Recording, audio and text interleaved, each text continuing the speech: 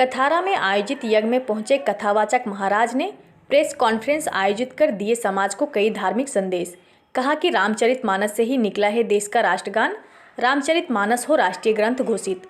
नमस्कार, आप इस वक्त देख रहे हैं लाइव 11 न्यूज़ में। आपका बहुत बहुत स्वागत है। चलिए बढ़ते हैं खबरों की ओर।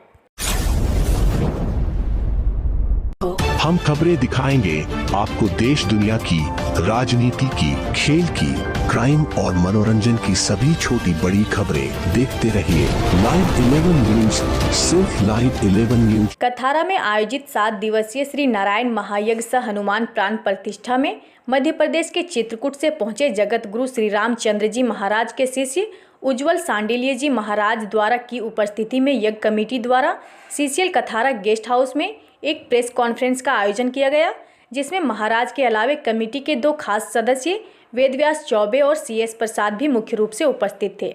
आइए सुनते हैं इस संबंध में महाराज और कमेटी के 2 खास सदस्य ने क्या कहा। गीता प्रेस के अनुसार ये चौपाई है ढोल गंवार शूद्र पशु नारी सकल ताड़ना के अधिकारी, लेकिन वास्तविक जो चौपाई है थोड़ा सा अंतर है इसमें।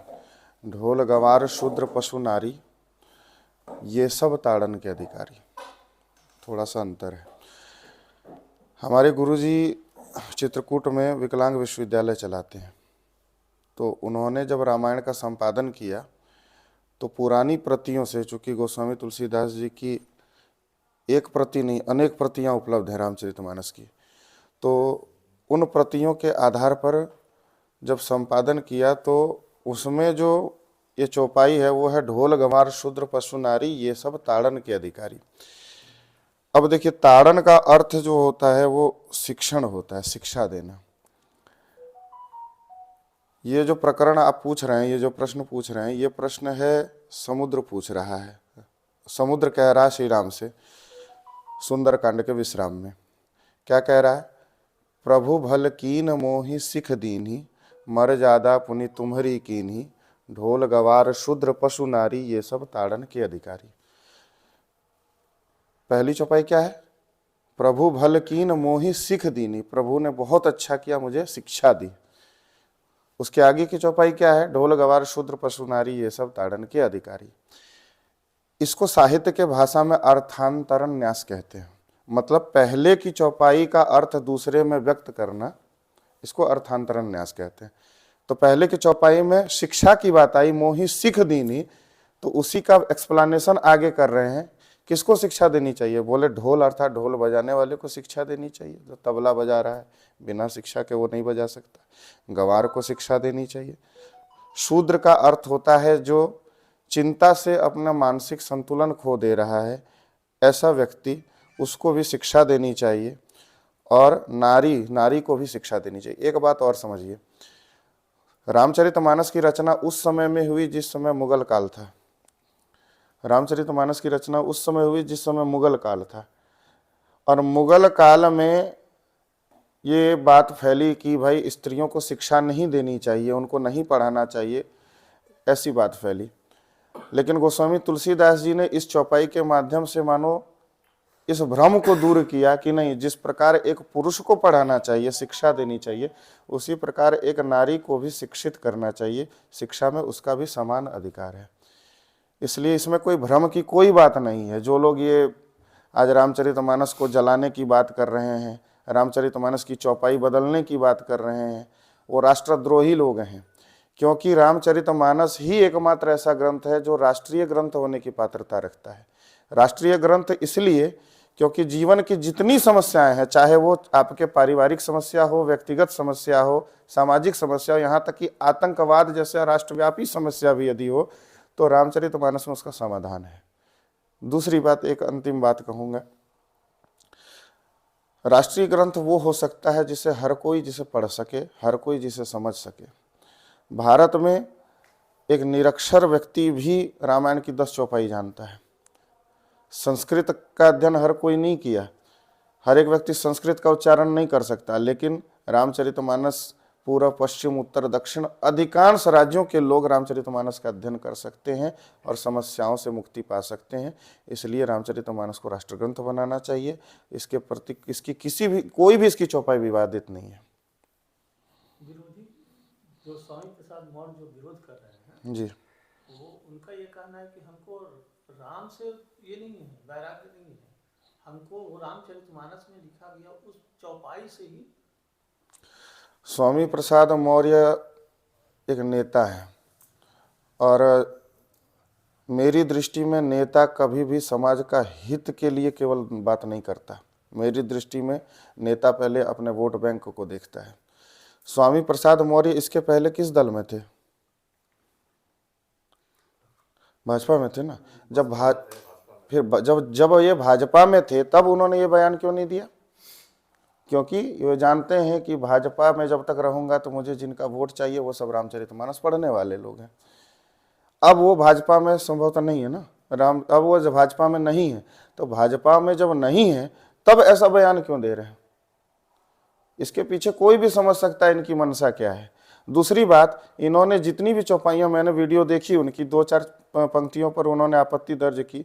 मैं तो उनको खुला आमंत्रण देता हूं, यदि उनको ये भ्रम है कि रामचरितमानस में समाज के पिछड़े वर्ग के लिए कुछ उल्टा सीधा लिखा गया है, तो मैं उनको खुला आमंत्रण देता हूं, आकर हमसे चर्चा कर लें। एक भी चौपाई वो सिद्ध नहीं कर सकते। आप ढोल गवार शूद्र पशु नारी, मैंने कह दिया, इसमें शिक्षा की बात आई है। इसके अलावा एक चौपाई उन्होंने बताई, पूज्य विप्र सकल गुणहीना शूद्र न गुणगण ज्ञान प्रवीणा। इसका हमारे गुरु जी के प्रति में, पूज्य विप्रशील गुणहीना शूद्र न गुणगण ज्ञान प्रवीणा, इसका सीधा अर्थ निकलता है कि शील और गुण से रहित ब्राह्मण की भी पूजा होनी चाहिए और गुण गण से प्रवीण शूद्र की पूजा नहीं होनी चाहिए। लेकिन वास्तव में यदि ऐसा अर्थ निकालेंगे तो थोड़ा अनर्थ होने का खतरा होगा। यहाँ समझना चाहिए गोस्वामी जी कह क्या रहे हैं, पूजा किस प्रकार से होती है। यहाँ पर वैदिक पूजा की बात है। जब कोई कर्मकांड धार्मिक अनुष्ठान होगा तो वहां पर पूजा ब्राह्मण की ही होगी। वहां ना क्षत्रिय की पूजा होगी, ना वैश्य की पूजा होगी, ना शूद्र की पूजा होगी। जब ब्राह्मण भोजन होगा तो उसमें ब्राह्मण ही बैठेगा, उसमें कोई दूसरा नहीं बैठेगा। कोई यज्ञ कराने के लिए पुरोहित ब्राह्मण ही रहेगा। चाहे वो ब्राह्मण अपने कर्तव्य में, चाहे ब्राह्मण अपना कर्तव्य अच्छे से करे या ना करे, वेद आज्ञा देते हैं कि ब्राह्मण की पूजा जहां पर उसका स्थान है वहां पर होगी ही, सीधी सी बात। लेकिन इसका यह अर्थ नहीं है कि दूसरे का अपमान हो। पूजा अनेक प्रकार से होती है। अब जैसे मैं व्यासपीठ पर बैठकर कथा करता हूं तो उस समय जो मुख्य यजमान हैं वो तिलक लगाते हैं, मुझे हार पहनाते हैं, ये वैदिक विधि है, उस पर ब्राह्मण अधिकारी है उसमें। लेकिन दूसरी पूजा भी होती है, जैसे कोई विद्वान है, ज्ञानी है, उसका सम्मान ही उसकी पूजा है। इसलिए गोस्वामी जी ये कहीं नहीं कह रहे हैं कि शूद्र यदि ज्ञानी है तो उसका अपमान करो, नहीं, इसका गलत अर्थ निकाला जा रहा है। इसका ये अर्थ नहीं है कि अपमान करो। यदि शूद्र ज्ञानी है तो उसका सम्मान करो। कोई भी जाति, हर एक जाति का सम्मान। अब कहते हैं ब्राह्मण की बात, गोस्वामी तुलसीदास जी साफ साफ ब्राह्मणों की निंदा करते हुए ऐसे ब्राह्मणों कह रहे हैं, सोचिए विप्र जो वेद विहीना, जो वेद से विहीन ब्राह्मण है वो सोचने योग्य है। इसके अलावा इससे भी कठोर कहते हैं, विप्र निरक्षर लोलुप कामी, वास्तव में वह ब्राह्मण वह ब्राह्मण दुर्भाग्यशाली है, धिक्कारने योग्य है, जो निरक्षर है, लोलुप है, कामी है। इससे अधिक कोई क्या कहेगा? ब्राह्मण के प्रति ऐसी बात कही। ऐसे कहते हैं कि स्त्रियों का अपमान किया, स्त्रियों का अपमान नहीं किया। स्त्री जब 4 भूमिका में रहती है तो पूजनीय होती है। 4 भूमिकाओं से ऊपर जब वो हट जाती है, उठ जाती है, तो उस वास्तव में उसके नाक कान कट जाते हैं, जैसे शूर्पणखा के कटे। जैसे कौन से 4 भूमिका? माता, स्त्री जब माता की भूमिका में रहेगी उसकी स्तुति होगी, जब बेटी की भूमिका में रहेगी उसकी वंदना होगी, जब बहन की भूमिका में रहेगी उसकी वंदना होगी, जब पुत्री की भूमिका में रहेगी तो उसकी वंदना होगी। लेकिन जब इन चारों अवस्थाओं को पार कर जाएगी, अतिक्रमण कर जाएगी, सीमा को लांघ जाएगी, तो फिर उसकी स्तुति नहीं हो सकती। शूर्पणखा जैसी उसकी दुर्गति ही होगी। इसलिए गोस्वामी जी ने न नारी का अपमान किया, न शूद्र का अपमान किया, किसी जाति का अपमान नहीं किया, किसी संप्रदाय का अपमान नहीं किया, हर किसी का सम्मान किया है। आचार्य जी आपकी बात में मुझे लगा, आप वर्ण व्यवस्था को जी वंशानुगत मानते हैं या कर्मानुगत? मैं नहीं मानता, सब शास्त्र मानते हैं। शास्त्र के अनुसार ये वंशानुगत है। जाति का अर्थ होता है जन्मना, जो जायते इति जाति, जो जिसमें जन्म लेता है उसे जाति कहते हैं। तुलसी भी दो प्रकार की है, रामा तुलसी, श्यामा तुलसी। उसी प्रकार ये जाति हर जगह पाई जाती है। गाय की भी जातियां होती हैं, बौद्धों में भी जातियां पाई जाती हैं, मुसलमानों में भी जातियां पाई जाती हैं, ईसाइयों में भी जातियां पाई जाती हैं, थोड़ा स्वरूप बदला हुआ है, और सनातन धर्म में भी जातियां पाई जाती हैं। और ये जन्मना है कि जन्मना जायते जाति, जन्म से जाति होती है। दूसरी बात, गीता में भगवान श्री कृष्ण कहते हैं चातुर्वर्ण्यम मया सृष्टम, चारों वर्ण मेरे द्वारा बनाए गए हैं। ये किसी मनुष्य ने नहीं बनाए, भगवान ने बनाए।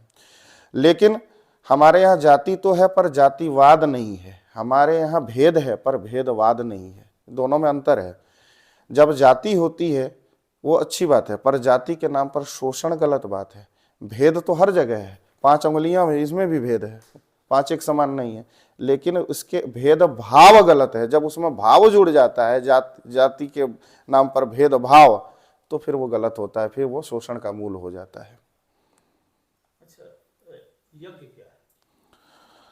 यज्ञ जहाँ पर भगवान देवता की पूजा होती है, जहाँ जो लोगों का संगतिकरण होता है, और जहाँ पर दान होता है, ये 3 चीजें यज्ञ में होती हैं। यज्ञ के बारे में शास्त्र कहते हैं यज्ञात भवति परजन्य। जी, जन होता है, पूजा होती है, और संगतिकरण जहाँ लोग इकट्ठे होते हैं उसे यज्ञ कहते हैं। यज्ञ का अर्थ होता है यजन, देवताओं का यजन करना, पूजन करना। यज्ञात भवति पर्जन्य, यज्ञ से बरसात होती है। हमने कई बार देखा है यज्ञ से बरसात होते हुए। यज्ञ हुआ, बीच में बारिश हो गई, विश्राम में बारिश, अभी भी अनेक स्थल पे होता है। और गर्मियों में भी तो कई जगह जहाँ पर अकाल पड़ता है, वहाँ पर यज्ञ होने से वहाँ पर फिर अकाल समाप्त हो जाता है, ऐसा देखने में आता है। आज तो राम जन्म की बात है। राम जन्म, देखिए, श्री राम जो है राष्ट्र के मंगल है।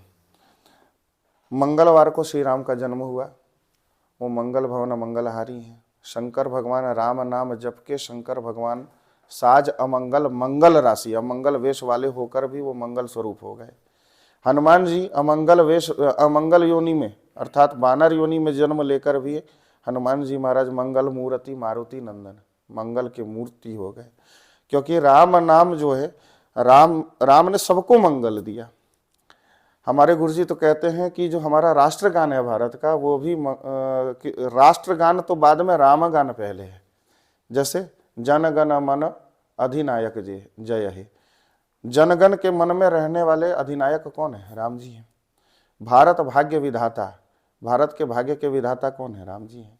पंजाब सिंध गुजरात मराठा द्रविड़ उत्कल बंग विंध्य हिमाचल यमुना गंगा उच्छल जलधि तरंग तब शुभ नाम, ये जितने नाम लिए सब भगवान राम के नाम से जागते हैं। तब शुभ आशीष मांगे, राम जी का आशीष मांगते हैं, आशीर्वाद मांगते हैं। गाहे तब जय गाथा, जितनी जगह का नाम लिया सब जगह भगवान राम की जय गाथा, अर्थात रामायण राम जी की जय गाथा है, रामायण का गान होता है। जनगण मंगलदायक जय है, मंगल देने वाले, मंगल भवन मंगलहारी राम जी हैं। भारत भाग्य विधाता जय हे जय हे जय हे जय जय जय हे, 7 बार जयकारा लगाया। मतलब राम जी का जय जयकार 7 समुद्र पार भी हो रहा है, और 7 कांड वाले रामायण में राम जी की ही जय जयकार है। बाल कांड में भी उन्हीं की जय जयकार, अयोध्या कांड में भी उन्हीं की जय जयकार, अरण्य कांड में भी, अयोध्या कांड, किष्किंधा कांड में, सुंदर कांड, युद्ध कांड और उत्तर कांड, सब में राम जी की ही जय जयकार है। यज्ञ के माध्यम से क्या बोलना चाहिए यहाँ के लोगों को? ये बहुत अच्छा आयोजन यहाँ के लोगों ने किया है, समिति के लोगों ने बहुत धन्यवाद के पात्र हैं। और सबको मैं कहूँगा कि अभी भी 5 दिन शेष हैं, आप सब और बढ़ चढ़कर इसमें भाग लीजिए, समिति को सहयोग कीजिए, यज्ञ की परिक्रमा करिए और कथा अवश्य सुनिए। जब तक सत्संग नहीं करेंगे, हरि कथा से दूर रहेंगे, तो फिर धर्म के और कर्तव्य के पथ का ज्ञान आपको नहीं हो पाएगा। इसलिए संसार में और कुछ करो या ना करो, पर सत्संग अवश्य करो। थोड़ा सा भी किया गया सत्संग भारी से भारी मुसीबत से व्यक्ति को मुक्त कर देता है। लोगों को एकजुटता के बारे में क्या? एकजुट ये कहूँगा कि देखिए, आज राष्ट्र के स्तर पर देखा जाए तो यदि हम भेद तो हमारे यहाँ मैंने कहा है, अनेक हम हैं, पर अनेकता में एकता ही भारत की खूबसूरती है। हम अनेक हैं, ठीक है, लेकिन जब राष्ट्र की बात हो तब एक हो जाना चाहिए। एक हो करते हो, देखिए जब तक हम एक नहीं होंगे, जब तक हमारे यहाँ मतभेद तो है पर मनभेद नहीं होना चाहिए। मतभेद हो सकता है, एक दूसरे किसी कोई और कुछ सोचता है, कोई कुछ सोचता है, हम और आप अलग सोच सकते हैं, लेकिन मनभेद नहीं होना चाहिए। राष्ट्र हमारे लिए देवता है, राष्ट्र प्रथम है। यदि राष्ट्र रहेगा तो हम रहेंगे, राष्ट्र नहीं रहेगा तो हम नहीं रहेंगे। इसलिए हमारा प्रत्येक दिन और प्रत्येक क्षण राष्ट्र के उत्थान के लिए हम बीते। प्रयास ये भी करना चाहिए कि छोटी छोटी बातों को हम नज़रअंदाज कर देते हैं। कभी कमरे से निकलते हैं तो बिजली ऐसे ही जलता हुआ छोड़ देते हैं, पंखा चलता हुआ। ये सोचना चाहिए कि हम राष्ट्रीय संपत्ति को नुकसान कर रहे हैं। कभी ट्रेनों में आप जाएंगे तो वहाँ पर कई बार देखते हैं लोग कि सीट का कवर उखाड़ कर ले जाते हैं, कई बार बाथरूम के मग उठा कर ले जाते हैं। ये हम किसका नुकसान कर रहे हैं? ये राष्ट्र का नुकसान कर रहे हैं। इसलिए हमें सोचना चाहिए कि राष्ट्र का उत्थान कैसे हो, हम सबको, हर एक व्यक्ति इसमें भागीदार हो। हर एक व्यक्ति हमारे आचरण से, हमारे कर्तव्य से राष्ट्र का लाभ हो सकता है, इसका प्रयास करना चाहिए। अच्छे चरित्र के निर्माण के लिए क्या करना है? अच्छे रामचरितमानस चरित्र की ही कथा है। इस ग्रंथ का नाम है रामचरितमानस। चरितम रघुनाथस्य, भगवान श्री राम के जैसा दिव्य चरित्र किसी और देवता का नहीं है। इसलिए आज तक कभी आपने शिव चरितमानस नहीं सुना होगा, आपने कृष्ण चरितमानस नहीं सुना होगा, रामचरितमानस ही क्यों है? क्योंकि राम के समान कोई दूसरा चरित्रवान है नहीं। चरित्र सबके हैं, मैं ये नहीं कहूंगा कि चरित्र नहीं है, लेकिन राम के समान कोई दूसरा चरित्रवान नहीं है। जैसे राम है, ऐसे चारों भाइयों का चरित्र देखिए, सीता जी का चरित्र देखिए, माताओं का चरित्र देखिए, केवट का चरित्र देखिए। एक से एक पात्र श्री राम चरित्रवान है तो उनकी जय जयकार हुई, रावण चरित्रहीन है तो उसका पराभव हुआ। क्या नहीं था रावण के पास? सोने की लंका। अयोध्या तो सोने की नहीं थी, सोने की लंका थी। बल इतना था क्या कहें, धन यश सब कुछ था, क्या नहीं था। यहां तक कि इतने उत्तम कुल में जन्म लिया, लेकिन केवल चरित्रहीन होने के चलते उसका नाश हो गया।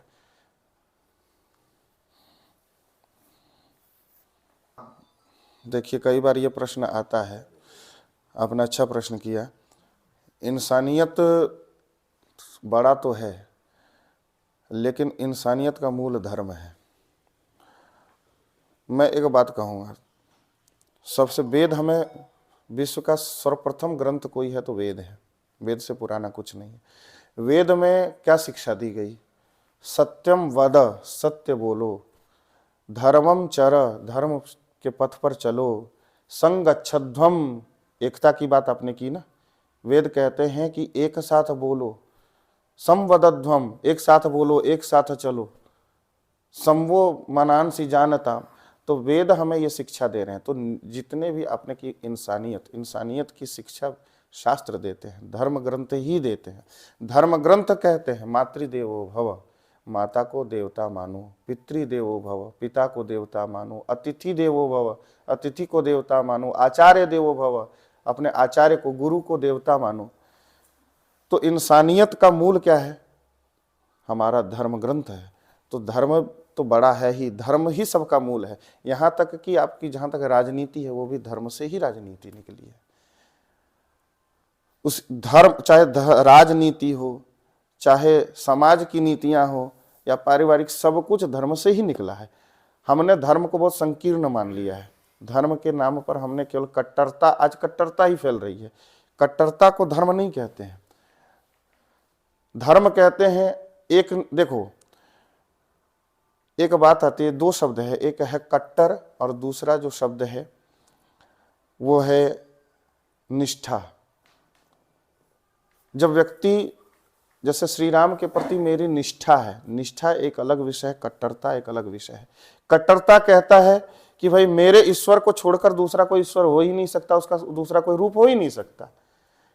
लेकिन हम सनातनी ये मानते हैं कि रूपम रूपम प्रतिरूपम बभूव, वही परमात्मा जो निराकार, निर्गुण निराकार है, वही भिन्न भिन्न रूपों में अवतरित होते हैं, भिन्न भिन्न लीलाएं करते हैं। तो हम लोग हर किसी का समावेश करना जानते हैं, किसी का गला काटना ये धर्म नहीं सिखाता। किसी का अहित करना ये धर्म नहीं सिखाता। वेदव्यास जी का एक वचन है, आप लोग नोट करेंगे, कहा है, वेदव्यास जी कहते हैं कि परोपकार ही सबसे बड़ा पुण्य है और दूसरों पापाय पर पीड़नम, दूसरों को पीड़ा देना ही सबसे बड़ा अधर्म है।